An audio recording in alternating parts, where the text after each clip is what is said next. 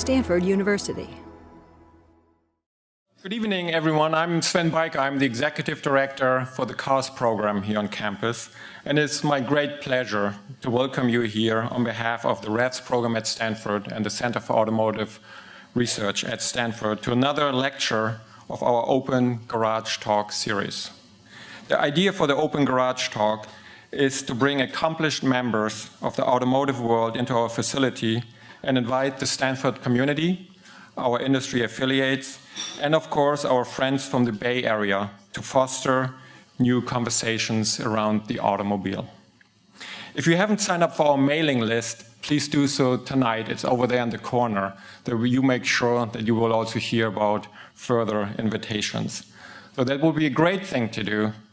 I think that would be not so great to do tonight, and we ask please that you refrain from taking video recordings tonight. Taking still photographs, that's okay, but please no video recording. I'd like actually start by introducing to you a few of the faculty and staff of the Revs and CAR program to you. And I would like to start with Professor Chris Gerdes, the director of the CARS program. Chris.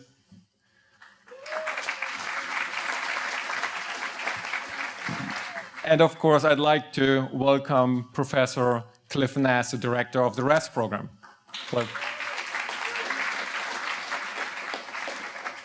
And then there are, of course, my two very dear colleagues, Riley Brennan, the executive director of the Revs program, and our very, very dear program manager of the Revs and CAR program, Adele Tanaka.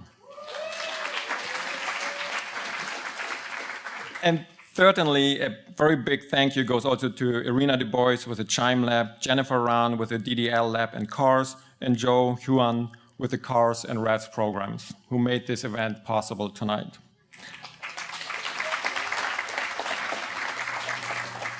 Last, but certainly not least, I really want to thank all the students and researchers who are working in this facility here to actually accommodate and make this event possible here tonight.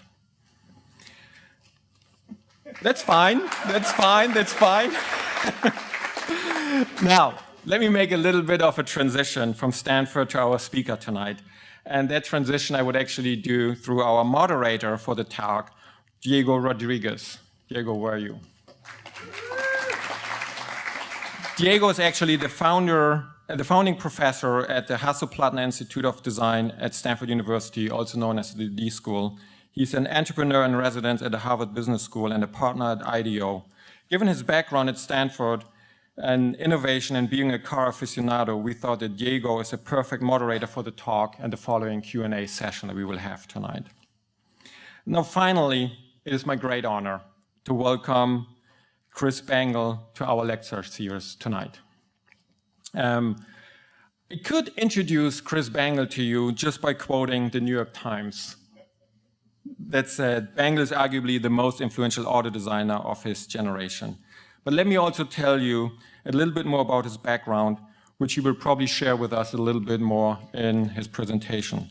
Chris is best known for his tenure as chief designer of the BMW Group, where he was responsible for bringing the design of BMW, Mini, and Rolls-Royce into the 21st century.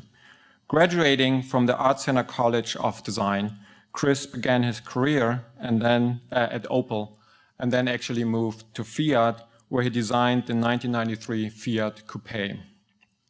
In 1992, he was named the first American chief of design at BMW.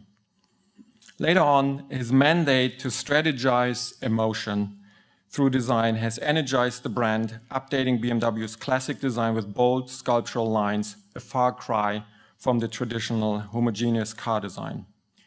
During his time at BMW, he introduced Gina, an experimental concept roadster with fabric as a car's skin, I think a concept that you will be discussing a little bit more with us in your talk.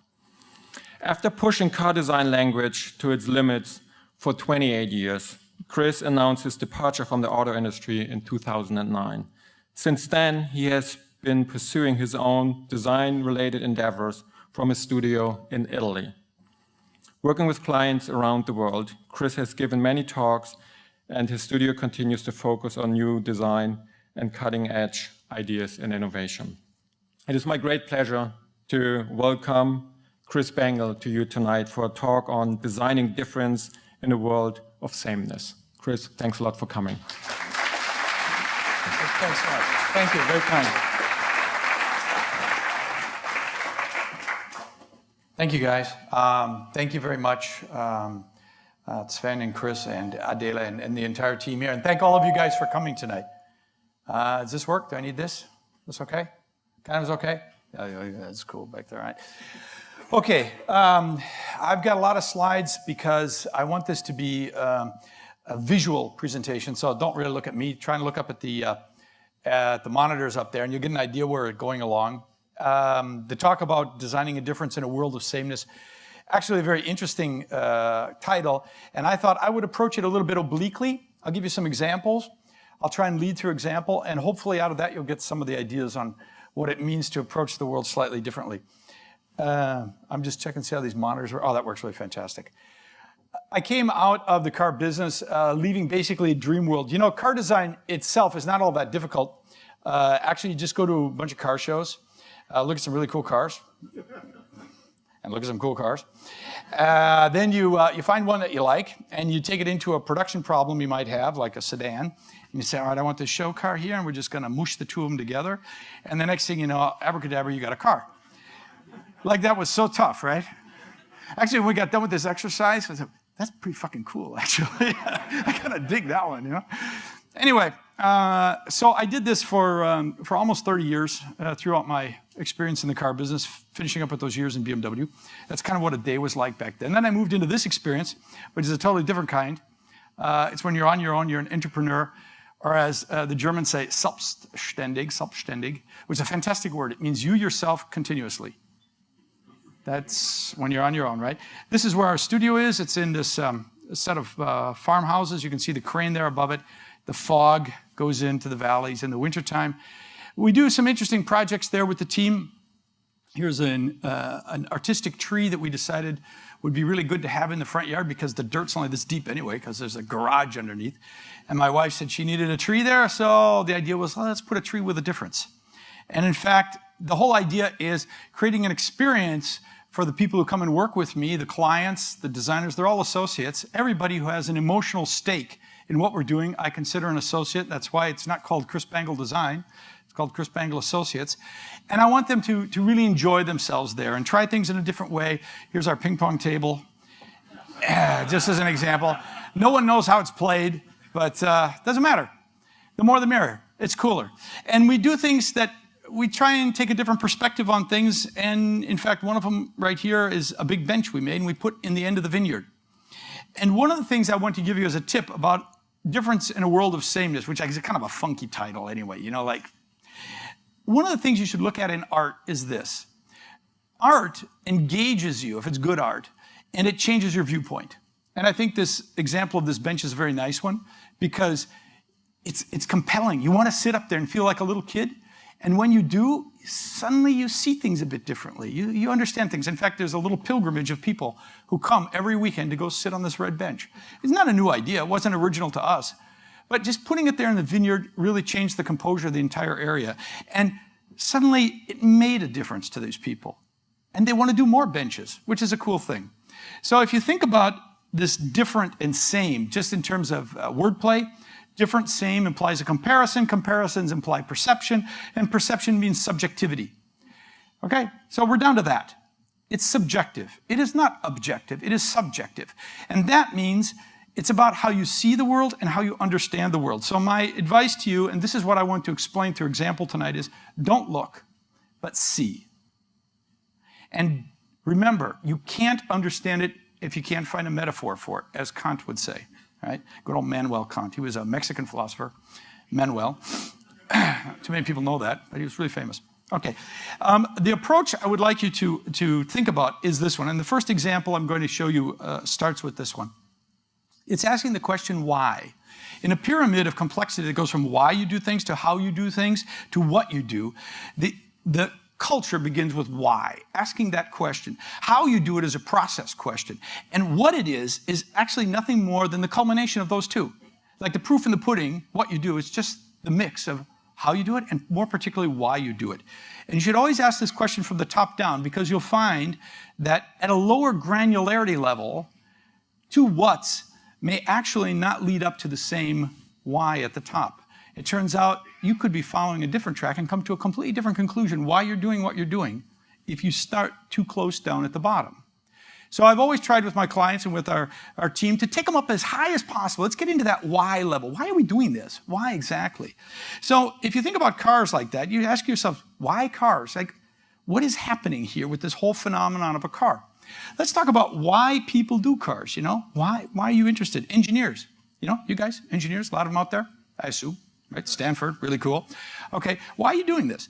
Well, most of the car companies today are run by mechanical engineers. The mechanical engineers have this sort of a background. Oh, they're just in love with this idea of this, you know, go-kart feeling in a car, and it's driving, and I washed it with my dad and did all this stuff.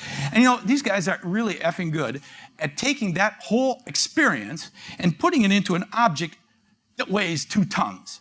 And you know what? It really does drive like a go-kart. And it really is cool to wash. It really does do all that. And you have to say, chapeau. Doesn't matter, BMW, Mercedes, Audi. I mean, these guys in this industry are really, really good. Okay? Why? Because that's the experience that's been driving them. And you know, their skills allow them to make the world's best engines with all them valves and these drivetrains with these gears that are doing all this kind of stuff like this and these little suspenders. Right? What happens when that why changes? And somebody says, well, actually, it's not about making big noise with gas engines. It could be about something else that has this at the heart of it, electric motor. And you know, if you've got one of those things, you really don't need all those valves, and you kind of don't need all those gearboxes, and the best suspensions are done anyway. You don't really need that. You know, that culture that you built, when people say, who killed the electric car? Imagine you're one of these guys at the top of a company, and you're looking down that route, and you're saying, where's the future for the people who come after me? Certainly not doing all those cool things. Okay, well, that's kind of scary news maybe for an engineer. Maybe not. Maybe you guys think that's a great challenge. But for the guys already in place, interesting. How about for car designers? Why are we doing what we're doing? What's lying behind all that? Well, we inherited a great tradition in car design, a tradition of perfect surfaces. Perfect surfaces are an incredible phenomenon, take an enormous amount of work to do, and we spend a huge amount of time developing them. This is a great picture. I don't know if you can tell what it is. It's a bunch of guys in a room in BMW. They're looking at the front grille on a 5 Series, I think it is.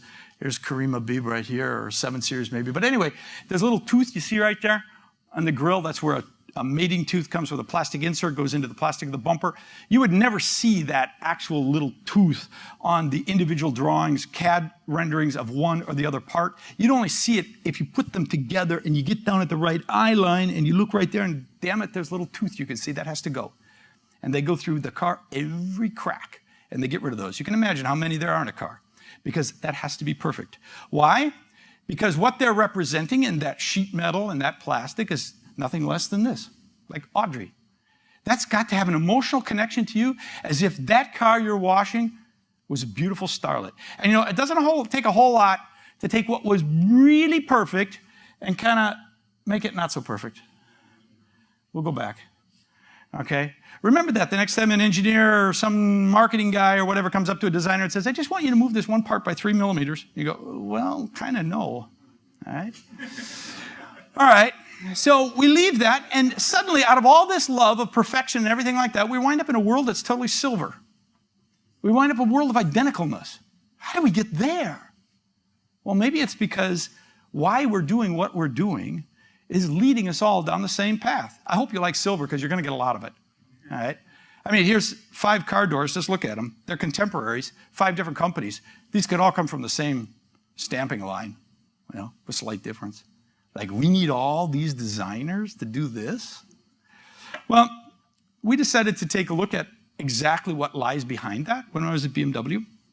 I'm going to show you a really scary picture. For those of you who've never seen this kind of a shot, that's it right there. That's the stamping line inside BMW. That's one room full of stamps. There's about 6 of them in a row. They're this big. It takes all of those to make this one part, the hood of a Mini. It takes a room that big with that many stamps to make one part. Now you can imagine when Mr. Spiffy design director says, well, you know what, we could do a world of individualism and it could begin, and they're going, no. It's gonna take us 20 years to pay this room off. Like, don't do that. Okay, so in asking the question, all right, why are we doing it like this? We came up with this Gina concept, and I want to share it with you. This is the birth of Gina. Shorthand, Gina means we took the clothes off a girl, put them on a chassis, called it a car. The reality was pretty similar to that. I asked the designers back in 1999, who were not car designers, how would you do a car if you could do one? And one of them, Fernando Pardo at DesignWorks, who's not too far from here down Southern California, Fernando said, you know, I'd do this car out of cloth. You know, I'd make this thing move and breathe, you know, and like when I come home at night, this thing's like, you could tell he's not a car designer. I mean, he put Mercedes wheels on it. Okay, now with that. Okay, this is like BMW, it's another company, okay. Anyway, so Fernando's got this whole thing like really dialed in how this car is gonna work in his garage and be really emotional, you know, it's like gonna glow at night and all this stuff, okay. Okay, so I looked at it and went, you know, give me that. Okay, Fernando. Actually, it's not really all that new an idea, you know? Cloth cars been around for a century. Every other truck on the road in Europe is cloth. Like, what's the big deal? When I was at Art Center back in the 80s, we had a cloth car project. What's the big deal? Well, actually, the big deal was, up until Fernando looked at it in a little different way, every one of these projects had been about the functional aspects of a cloth car. They're smaller, then they become bigger, they change shape, they do this. And quite honestly, I believe that Fernando deserves credit for being one of the first people to ask that purely from an emotional point of view. He could rats about if this thing was cheaper, lighter, bigger, smaller. It was all about, is it sexy? Is it sexy? Can cloth be sexy? You know?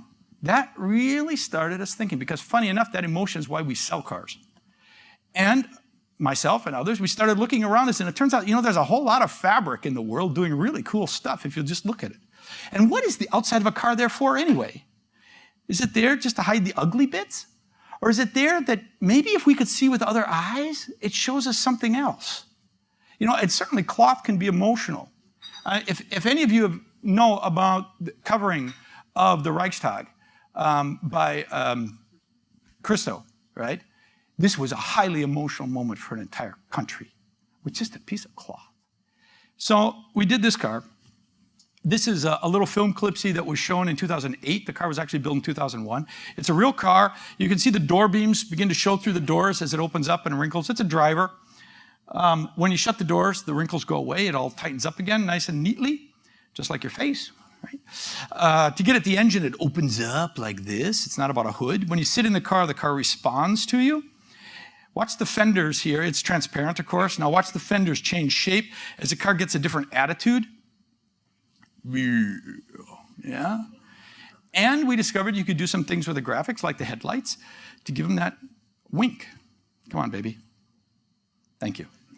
That was Gina. Now, not only did it reveal to us a side of the automobile in a manner we had never seen before, it put into question all kinds of ideas about quality. You know, suddenly, hey, wrinkles are cool. How about that? So much for your Audi 3mm door gap business, huh, Mr. Peach? All right? Oh, sorry. Better be careful here. Anyway, 3mm door gaps are really cool. And, you know, it gave us an alternative to that love affair with plumbing under the hood. You know, we think this is the only way to get emotional about a car is to show a bunch of chrome tubes, and we fake it in cars. Well, now, it turns out even just how you get at something can be emotional, you know? Even just that. And, of course, there was all kinds of, you know, truly functional things like the aerodynamics that came into play. But actually, your experience with the car is a personal one, right? You know, we work really hard on putting a face on a car. You know, a face on a car. The problem is you've got to freeze it in time. This little girl can go back to being a pretty little girl as soon as she takes her fingers out of it. That poor car is stuck like that forever. Yeah. It could be worse, you know. And along the way, we found out that maybe we weren't doing everything wrong with this whole idea, because I had it analyzed, and the guys at BMW, they have a whole department that takes care of things like sustainability.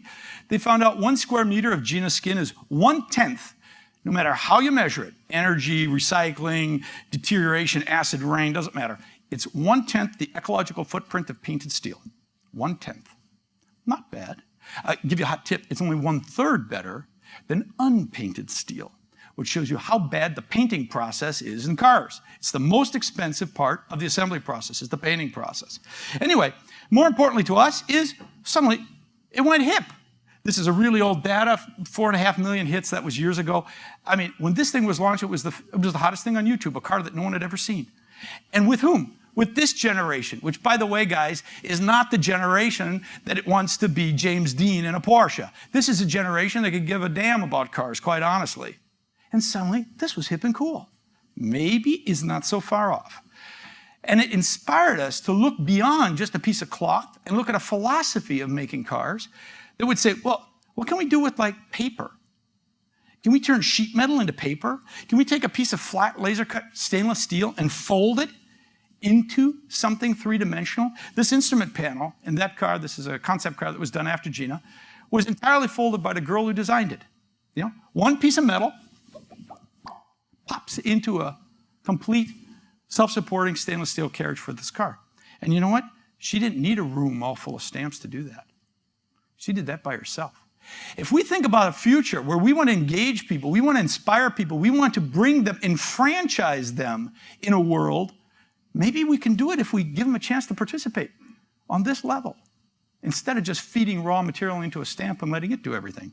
So anyway, we turned it into a philosophy called Gina, Geometry and Function and Adaptations, which has these salient aspects. I'm not going to read them for you. You can do that for yourself. Anyway, now, as I said, this put a lot of whys on the table. Why do we always have to do things the same way?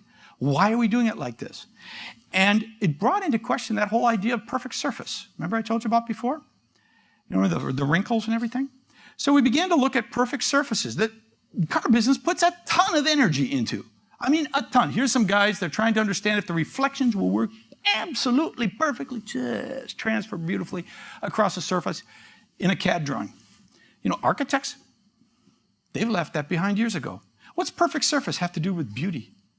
You know, would we really love our loved ones if they were perfect? Or would we think they're somehow weird? These architects, Barco Leibinger, they did a building specifically to reflect abstractly, not perfectly. Right? And inside, the experience is great. This is the last model I had done at BMW. I asked them, this is why I asked for not a lot of pictures, because the BMW people are very kind and let me use these in a presentation, but they don't want them to be spread around, so you can understand that, I hope. A little bit privileged for this audience. This is the last model I had BMW make for me when I was there. It's a little scale. I said, make one side of it just a normal little kind of Sufi coupe, nothing big deal. Just give me the other side in all flat surfaces. And you know, the interesting thing about this is when you show it to people, at first they go, They don't go, They go, which that's a good sign, right? And second of all, you notice it looks shinier than the other side, and it always will, because there's always going to be a facet pointed towards you. Well, maybe we could get rid of some painting if we could make cars look cool without glossy paint. Remember that painting thing and energy? And who knows? It might be a really cool car. Nobody knows. We've never done one. We've never done what architects have done. They've taken structure and turned it into surface. Artists and architecture have crossed the barrier between structure and surface. We've never done it with a car. What would a car look like if the surface was structure? Would that be really cool? Would it be lighter? Would it be more interesting? Would the structure itself give an interplay of light and shadow in ways that make you feel like maybe you're underneath a tree? How nice is that? And finally, we discovered that some guys are taking structure to an extreme. Now, you may know this, that the car industry is obligated to reduce the CO2 output of their vehicles, and they do this basically by reducing consumption. The less a gasoline-burning motor consumes, the less CO2 it puts out, right? And that actually costs them a lot of money, all right? So these one guys decided, called Mythbusters, they would try it in a different way. They would try and make a car look like a golf ball. Because a golf ball hasn't got a perfect surface like we understand a car, but it does have a surface that works very well in the air. And so they made a car look like a golf ball, and they tested it. The sound isn't on this. I'm going to tell you what happened. Here's Mythbusters. You can see this online if you want. They took a car, they made it look like this, and what he's saying is, I quote you, he's saying, I didn't expect it to be this easy, but you can't deny the results. It got an 11% improvement. Okay, 11%, and that's significant. That's what he says there. I've asked every car company that I know if they've ever tried this. None of them had ever tried this.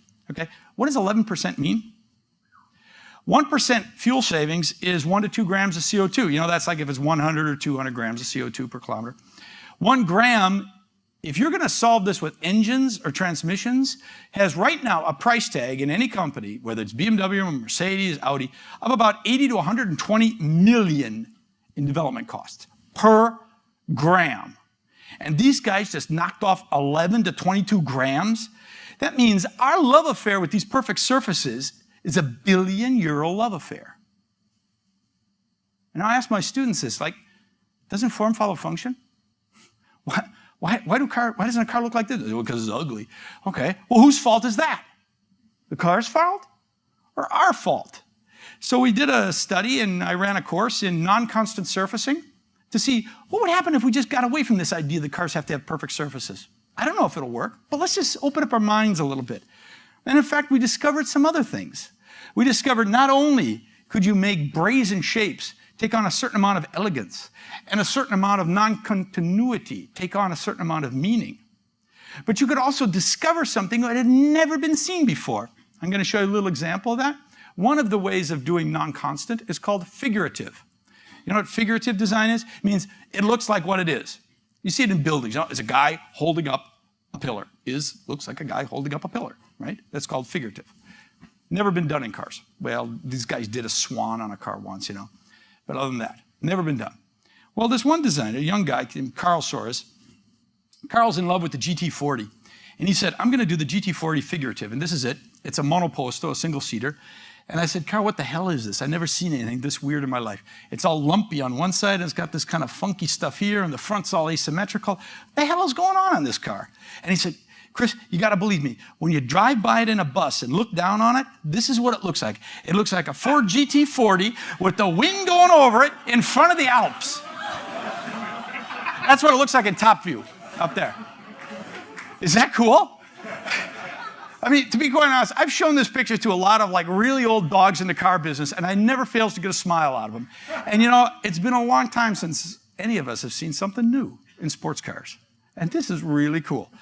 Okay, does this make any sense? Well, there was a time when this is all there was to art. If you want to be a painter, it doesn't get any better than Vermeer. You want to be a sculptor, it doesn't get any better than LeCun, right? And what happened? This happened, the avant-gardists. The world went through an incredible part of change and turmoil in their ideas of art. And what came out the other side? Art like this, Mondrian, Moore, Calder, worth millions to us today. But you know what? The Greeks could have done this.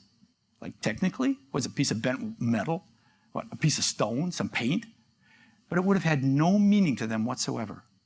Are we in a moment of great change right now in a society? Are we in a moment where maybe the only way to understand a car might change from this to something else, maybe like this? Who knows? But I do know that we are not in a moment of stasis.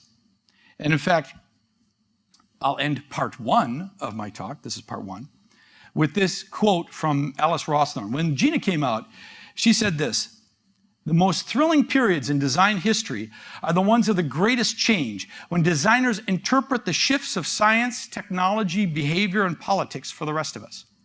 Are we in a moment of great change? Should we be doing some interpretation? I mean, maybe a golf ball car was ugly, but maybe it will be the coolest thing. Well, this is when you look at the things in terms of why, and really ask that as a fundamental question.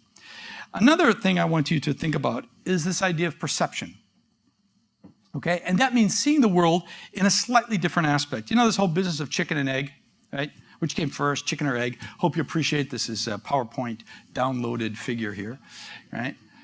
Which came first, chicken or egg, all right? Well, I want you to get your head around the idea that it actually works a different way. If you really do it right, you will come up with an egg that lays a chicken laying egg.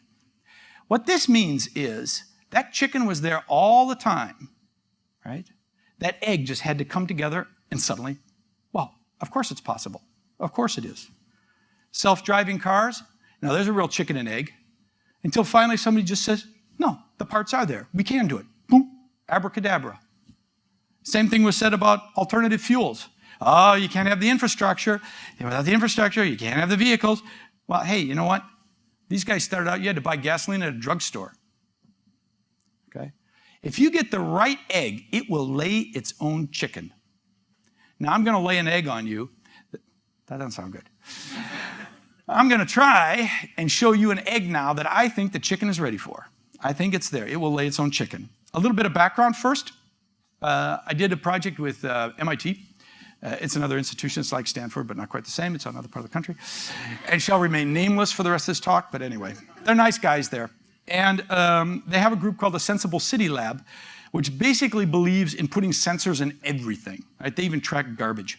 We did a project called Pink, in which we tried to combine this idea of a world full of sensors, everything can talk to everything, with a world of Gina, where things can physically change under their own volition. And we asked these students, there's a bunch of grad students, they came from all over the world, they were nice guys. And we asked them, what would happen in a world like that? What would you expect? And this is what they came up with. They came up with a chart of purpose, a purpose for everything in the world that ended, I'm going to cut to the quick, it ended with the purpose of life. If you want to know what the purpose of life is, it's to oppose entropy, which I find very elegant. 1 week workshop, not so bad, huh? Solve problems of the universe. But there's a couple of issues here that they identified in such a future world. First of all, they said it was totally plausible. They do expect in the future everything will talk to everything, and things can change by themselves. And they said, if so, it's a world because things have meta-identities and are meta-objects. Everybody knows what that is. Is your cell phone a phone? No, it's also a camera. It's also my files cabinet. It's also my best friend, blah, blah, blah. That's meta-identity, meta-object. It's a world in which physicality will be on demand. If you don't need it, it's not there. How come all these cars are parked out there? Who's using those? It's a world where things exist not to be shared, but to facilitate sharing. And a world where they exist to be intelligent social glue. If you actually look at those words, you will find that on-demand, social glue, sharing, meta, they're all words out of the internet world, right? And these kids are saying, no, that's going to be the real world. Okay, fair enough. What happens then? We combined that with some work on a project for Singapore. For ICSID, I'll go back to that. The Singaporeans had a design congress and they asked what would happen in the year 2050. And they asked, what is a car to us? So we said, okay, let's really try and look at this in the biggest picture. And we decided that a car is really only made of 3 things: mobility, environment, and something we call an avatar harness. If you have just mobility, what is that? Well, mobility is just getting around. These things get you around, you know? That's just mobility. That's not a car. If you have an environment not outside, but like that you're enclosed in, that kind of an environment, what is that? Well, it's a space you find yourself in. This is an environment right here. We're in an environment. An environment should be a place, we think, you know, at least as designers, you should be happy and you should feel good in, you know, even if other people might not think so, right? Should be a good environment. And, you know, in the car business, we put a lot of work into environments, you know. They take on a huge amount of responsibility from us. Why? Because people pay for the materials and the experience. Has to be made in a production line. Has to keep you safe in a crash. Has to fit everybody, you know, all that kind of stuff. If you just have mobility in an environment, you have got an automobile. Here's an automobile. An elevator is an automobile, right? Self-moving, right? Big deal, not a car, right? Things that you really don't care about, but you use and get off them and have forgotten the experience, that's an automobile. You know, these things here, they get you around. Even stuff that maybe to somebody else was their first car, when it's painted yellow and you just get out of it and pay a fare, it was an automobile, right? It's missing that other component. That component that says, this is you. This component that says, I identify, this projects me out there. This avatar, you know, avatar is a representation of you in another dimension. You know, when people look at that car, you want them to think, hey, I'm sexy, I'm cool, I can drive like a race car driver, or whatever, right? That's what that car is projecting for you out there. That's the difference between an automobile that you use and a car that you wash, because that means something to you. And you know what, funny enough, that's what's driving this industry for so long, is the fact we were able to actually include that in the price. So if you actually just have carness, this avatarness, and mobility, you might have a motorcycle. People identify with that, but it doesn't contain you. It is possible to actually have just a harness in an environment, but it's a little tough, like these special houses and stuff. But sometimes people say, look, I can tell I'm in your house because I feel at home and I feel it's you. Well, that's kind of an avatar environment. But it's when all three come together, you say, that car is that guy, That car is that guy, like, wow, that's him, right? Well, we'll ask the question then, in the future, if we only deal with one aspect of it, the mobility aspect, and we say, well, we'll make it electric, right? That'll solve all the problems. Really? I mean, that's really, we're gonna put electricity in every parking spot in the world? I guess. That's really gonna cut down on all those cars out there and everything just by making them electric? How can we look at this as a meta object? What happens, go back to that pink, when a generation says, this is a Zurich newspaper, it says, music will be free or it will not be. How about that? What happens when those same kids say, a car will be shared or it will not be? We don't even know how to deal with that. Where do you put the stuff in your trunk if you're sharing it all the time? The least expensive, most valuable item on a car is the lock on the trunk. Just try selling a car without it. For sale, car, no lock on trunk. Sorry, Huh? All right. Well, we thought in the future it would work best, and now I'm coming to my pitch to Stanford, so if you guys want to do this, I think this would be a really cool idea to do it, really, is you take these three apart in the future. Let's take them apart. Let's each have a life of its own. The cool thing about the horse is you could take one horse and do a lot of stuff with it. The uncool thing about a car is it doesn't do a lot of other things, because it's all one thing. So we started out in this little project group by saying, okay, the mobility part is just on its own. We'll take the battery and the drivetrain and we'll put it into one unit and let it drive around by itself. That's not replacing batteries on a car. That's not having a regular car with a battery.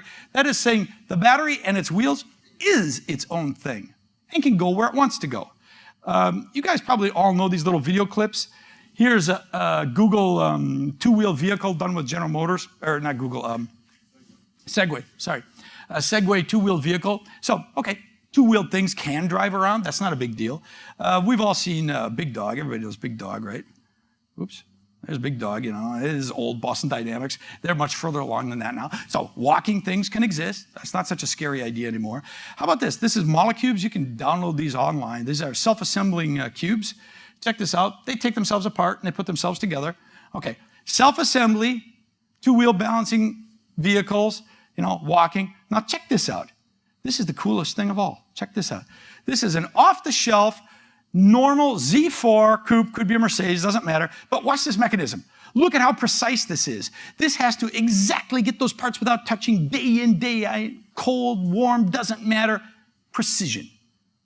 Now you're going to tell me these engineers who can do that can't do this kind of stuff in the future? Of course they can.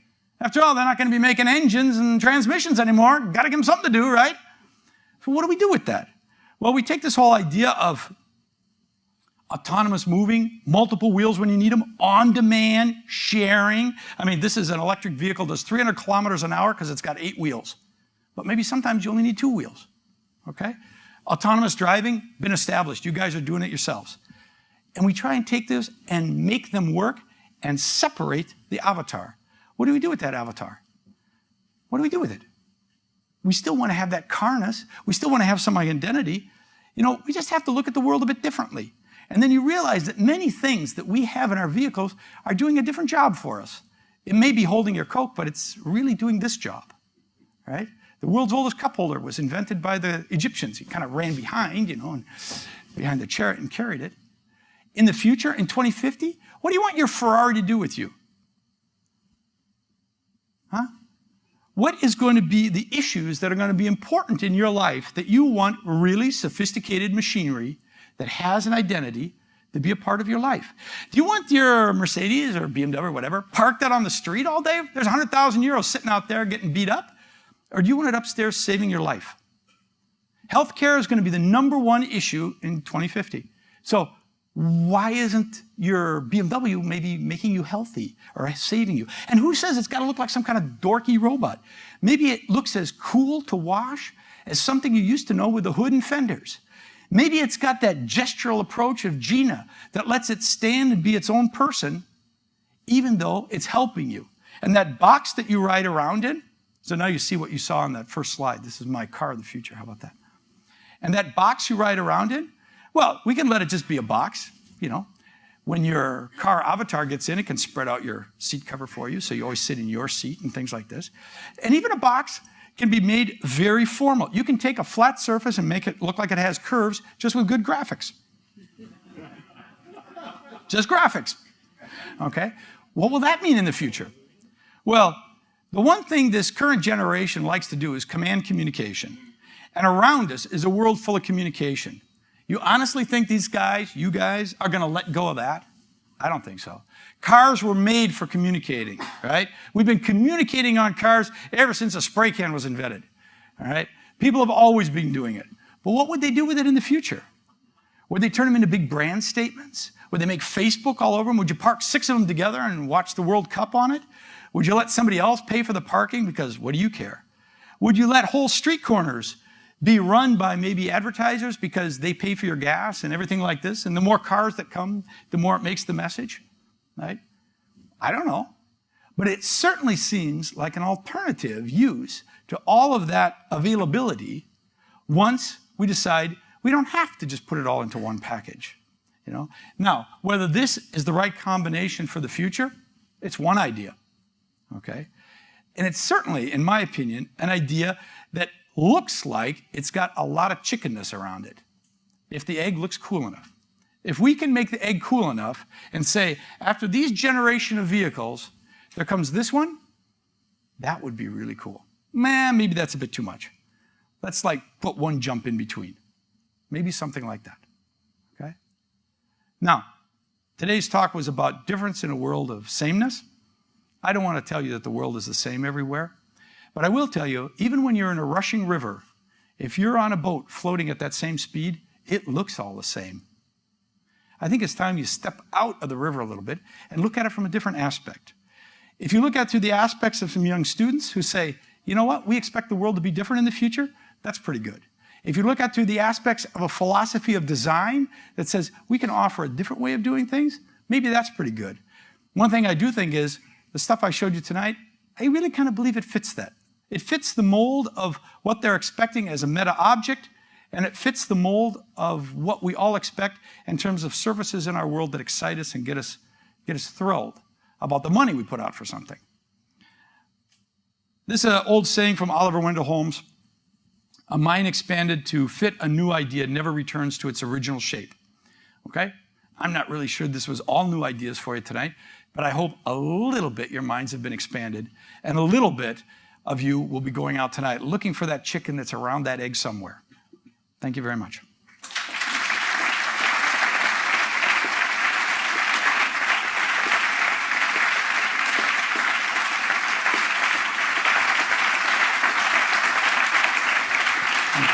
I'm sorry if that was really fast. Thank you, you're very kind. I'm sorry if that was really fast, but they told me you're all real good English speakers and I had 5 minutes, so. All right, so as someone once said to me, you asked for a sandwich and I'm just the pickle on the side of the plate, so bear with me.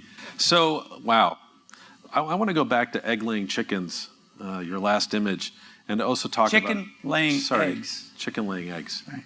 Egg-laying chickens.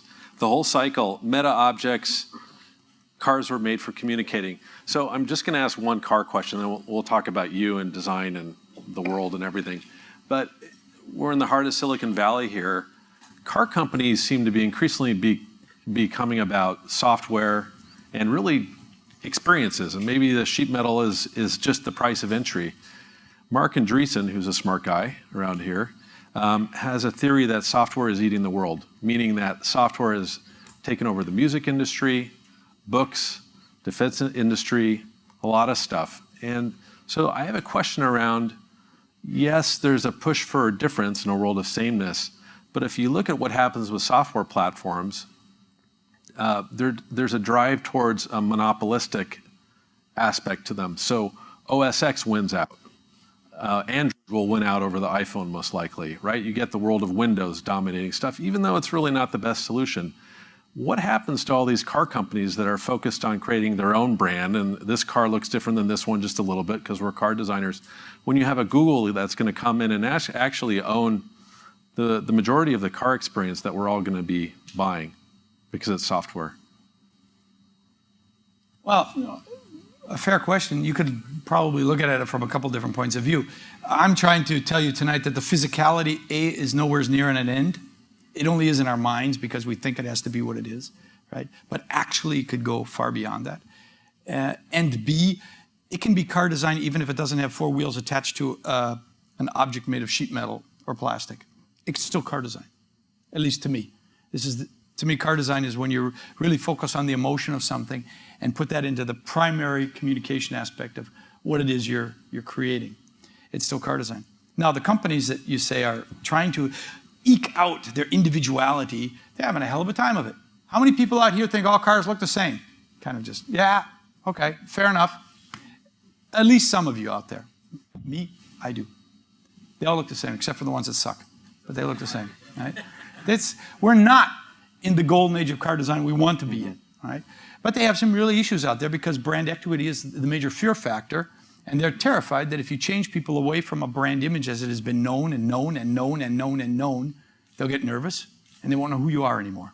Right? This is a phenomenon that has only existed for the last 20 years, more or less. Whether software is going to be the key to putting that all on a shelf, now suddenly it'll be different through software, or software will be the new focus that none of that has a chance to compete against, but I don't know. I really don't know. I like to believe that gesture is the new surface. Okay, that's a nice little ism. You could say gesture is a new surface, where before other things were new surface. And if a car company could establish through the gesture of what it does, what it previously did through shapes and forms and colors and graphics and little symbols, then we might have a way of interacting with things which suddenly, you can tell an Italian car. Italian woman car, okay. You can tell an Italian car from an American car, just by the way it stands. Nowadays, you don't have a chance. These things are all the same. Was that an answer? That's a great answer. Okay. I like it. Let me ask you, you're saying we may not be in a golden age of car design right now, but I would submit that we were in one as short as just 5, 6, 7 years ago. How did you do it at BMW? What was it about your approach that helped you convince this company to take so many risks and actually do different stuff? Well, okay, I'm not a spokesperson for BMW, so if you really want to know their story, you can ask one of their guys here. But I will say this for them. They're a company with a long-term game plan. They look a long ways downstream, and they expect you to bring up the problems early and show what the consequences are. And when you show this is going to be a design format for our future, they want to know what comes after. They want to know, if I buy into this, what does that mean I'm going to have to buy into here? So when we did all the really dramatic work that was first appearing on the road in the year 2000, 2001, something like that, the work we had done before, starting in the late 90s, 96, 97 or something like that, was all about multiple generation consequences of that. And back then, the big thing we had was we're being confronted with engines which every generation was going up that much in height. You pull an engine up that high, the people have to get up that much higher to see over it. You get the people that much higher, the roofs go up. The roofs go up, this goes up, up, up, up, up, up, up, up, up. All you have to do is do 3 or 4 of those and take today's design and drape that over that package and show people how it doesn't work. It really opens up their eyes to alternatives. And I think one of the great things that BMW is, it's a top-down company, totally top-down. The management decides from the CEO decides and his board. And when they make a decision, they don't backtrack. They stay on it because they know that means this in the future. And the support that we got from them was crucial to the team and to myself to know that these guys, they were with me in the make the tough decisions. We showed them the tablet, what it means, and then they didn't renege on it. And I have a huge amount of respect for that company. What was it about your approach, your way of working, your way of relating to other people that made them bring you in to do that? I mean, I assume when you get to BMW, there aren't that many Americans running around Munich at that point, and you're the guy from Ohio and Wisconsin, and suddenly you're at the helm of this amazing mark. You know, I guess they went through all the good people. I got to what the hell, you know? Well, actually, this is a lesson learned for you guys about how companies work.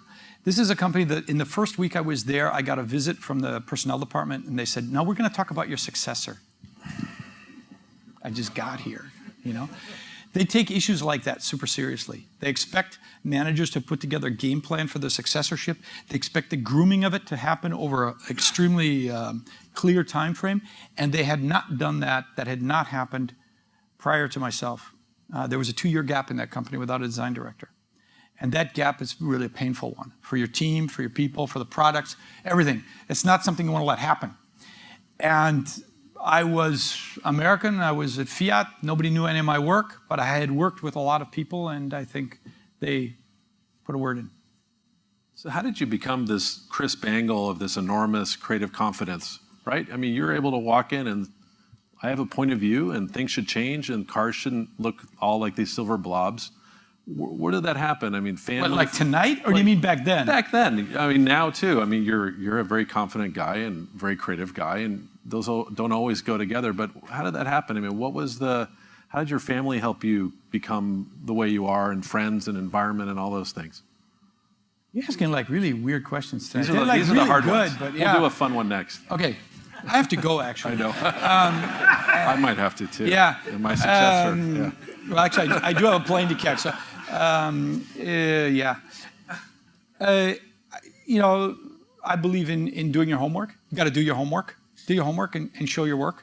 And then you have confidence in the results. And try not to go in with too many preconceived notions. Ask a lot of questions. My first years at BMW, I asked a lot of questions. I said, I'm not here to change this company. I'm just here to learn first. And the more I learned, the more I realized everybody wanted to change. They didn't want to be on that track. They wanted to be somewhere else, but they didn't have a way to express it. And the project landscape came together in such a way that I was able to say, look, guys, if we do it like this and this, we'll be able to see a much bigger picture than if we just do it like this and this. You ready? And that meant I had to get my boss to buy into an expensive design program, because it wasn't just the cost for doing a new 7 Series. It was a cost for doing the new 7, the new 5, the new 3, all at once to show what would happen if we really changed it. And if you can convince people that really all you're doing is what is in their interest, right? It's not my agenda, it's the company's agenda. It's just the company just didn't know how to express it. You have a much better chance than if you say, I demand it's like this. Who are you? You know? Mm-hmm. But it has to be honest and authentic. You actually have to find that. You guys know that. I mean, I'm just telling you something you already know, I'm sure. All right, I'll give you a fun question. Okay. So what car do you wish you had in your garage? I wish I had my car in my garage because it's full of crap. My garage it looks like the last scene of Indiana Jones, you know, with that crate that goes up into like infinity of crates. That's what my garage looks like. So I really, really would like to have my car in my garage. That's a great and answer. my wife would too. Wonderful. So, okay, so I'll ask you another one. This is harder to evade. What car would you not want to be caught dead in? Or be seen in, at least, on the way to the airport? Well, I'm driving a rental car now, which is really a nice Nissan. And I'm assuming no one's photographing me as I get into it and drive off. It's an okay car. I mean, to be quite honest, either you're emotional about these things or they're automobiles. And right now, I'm in a world of automobiles. And I'm not finding those cars I want to be in. I mean, old timers are a nice thing, right? But just going down this retro path, that's not it. That can't possibly be it. So is an autonomous car, is that phrase, is that just an oxymoron? Should we not, what's the right language for us to be using about this new place we're going to? Well, I don't know, I'm a little bit concerned about this idea that we think we can do it in partialities. Like, we can decide when it wants to be autonomous and when it doesn't want to be autonomous. I honestly think that's going to make a world of really bad drivers. Yeah, I mean, it's going to be a kind of a funky issue when we get to that. I have a hunch it'll get pushed into all or nothing. Right? Do it or don't. And if you do it, then we have to go that little extra mile and say, so why is it a car and not an automobile? And at that point, maybe there's some other factors that come into it that we really don't know yet. I mean, you've seen this Mercedes invisible car where they covered it full of LEDs and stuff like that, right? we've never really done that with a car to really find out what that's like. You know, we've never taken surfaces beyond tactility and brought them into the light emitting. You know, so there might be some things out there that should open our eyes on that. You might say, damn, that's mine. That's cool. I got to have that. So I was really struck by Gina having 1/10 the footprint of painted steel. Yep. Pretty mind-blowing. Yeah, it was to me too. And it made me think of this great quote I love from the great designer, architect, humanist Ettore Satsas.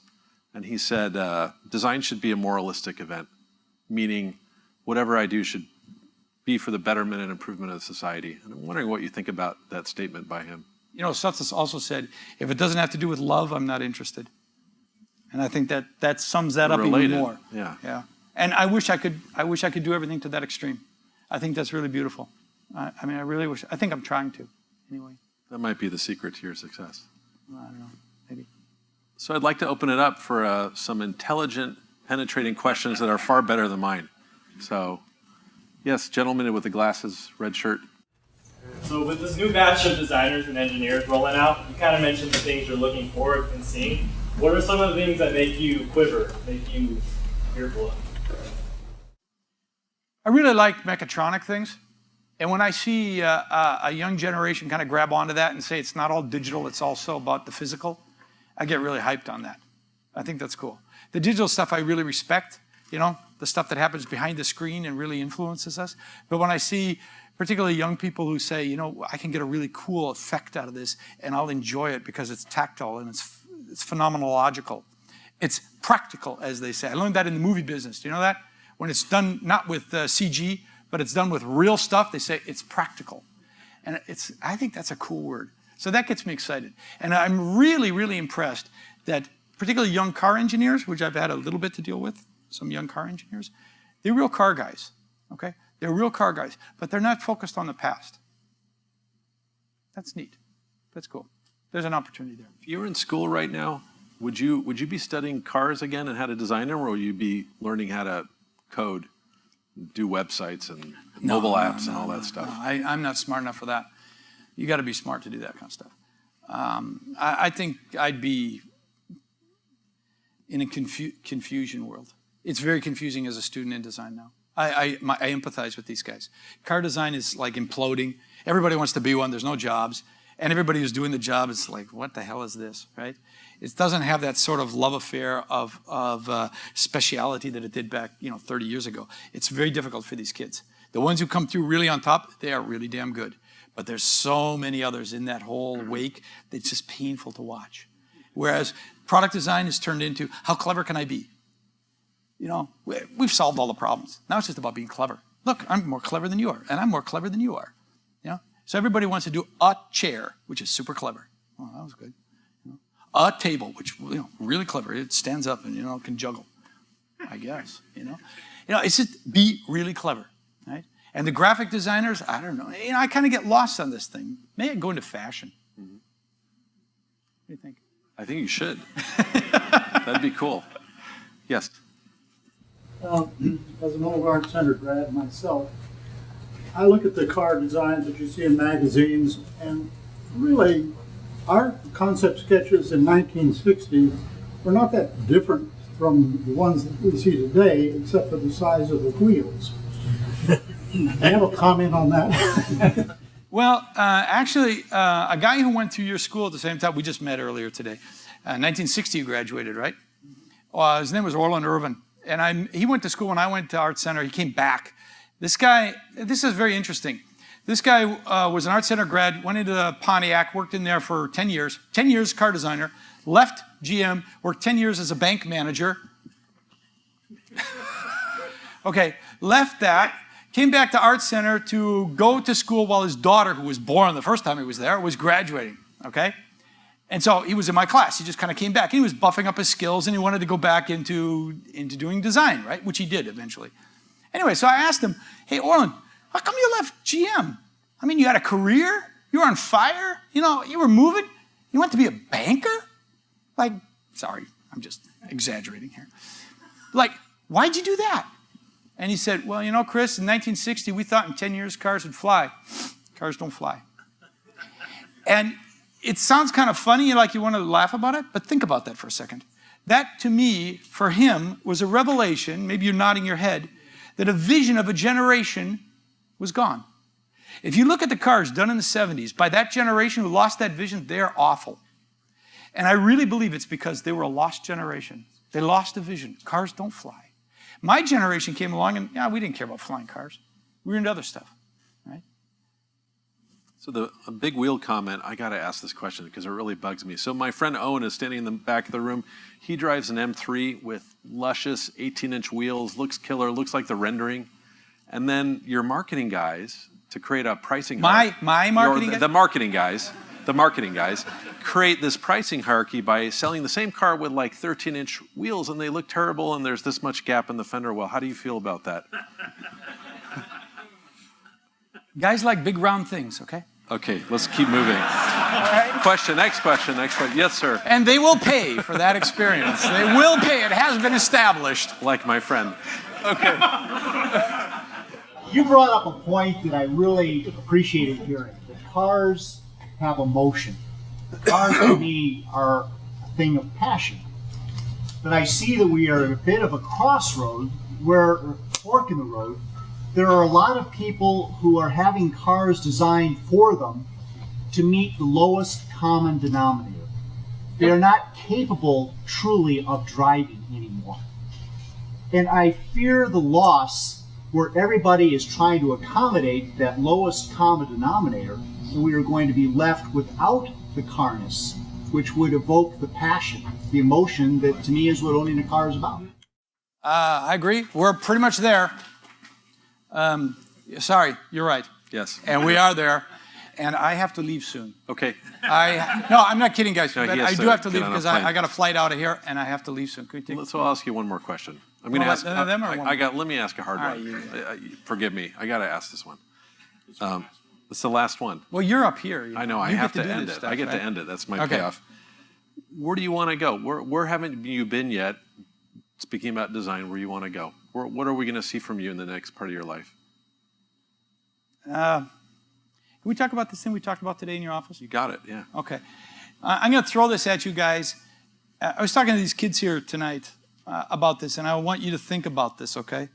I'm having this really epiphany issues right now about the role of design in the world, and I think we're screwing it up, okay? And the reason I think we're screwing it up, I'm going to stand up here because this is going to be it.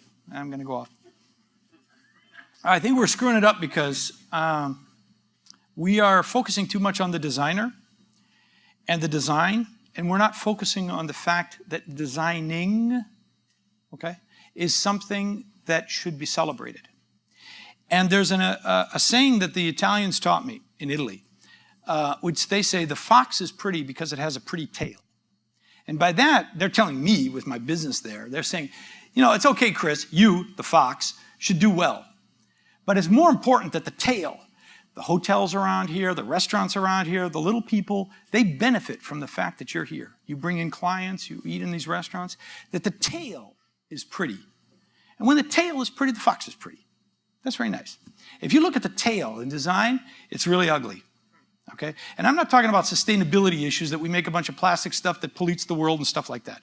I'm talking about all the people involved in the process of making that thing a reality, that all we consider them, once we designers say it has to look just like this, you're a machine, and either you do it exactly as we say, or you made a defective quality, right? We measure everybody from us on down in the process in inhuman, machine-like terminology.